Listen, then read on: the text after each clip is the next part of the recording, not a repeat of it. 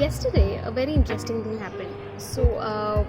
While having a conversation with a few friends of mine yesterday, I realized few of us have been working for 10, 12 hours a day. We've been working on the weekends.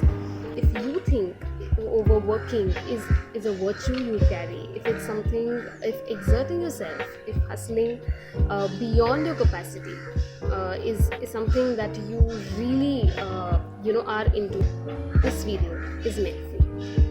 Hi guys, today we are going to be talking about something that's very common in workplaces and even in educational institutions, which is glorifying the fact that someone is overworking.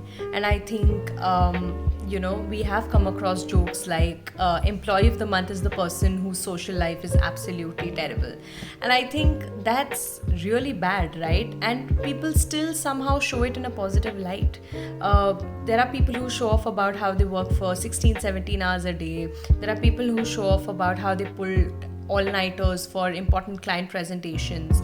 And we glorify these things and we show these things in a way that is commendable. But I think it's not. I think it's really terrible. Yes, hard work should be appreciated, but this kind of a culture of overworking should not be given any kind of encouragement, is what I feel. And here's why.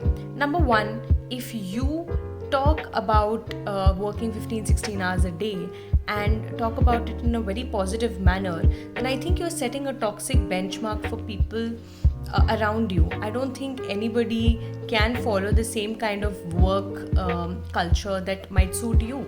So for me, I might be very comfortable working 16, 17 hours and putting in that extra effort, and there might be somebody else who really needs to log off after 8, 9 hours of work because he or she is a person who cannot function without breaks or without a proper social life.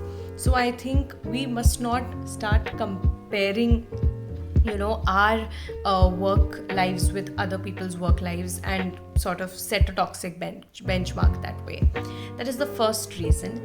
And the second reason why you shouldn't do it is essentially because of your health. And I think health is wealth is the most common phrase that you've heard, but it is the most important phrase as well. I think health is so important, and the way we neglect it, we might not realize it now, but we'll realize it in the future. So I think a work-life balance is something which is very important. A lot of companies are shifting to a work-life balance kind of a culture where their employees are going to get enough time to give to their families and friends as well. A lot of companies have shifted to a 4-day work week or have shifted to a kind of a policy where nobody is going to be replying to work emails after like 5 p.m. or 6 p.m. So these are the kind of changes that we need to pioneer and that we need to support, because hustle culture is fine until it gets toxic.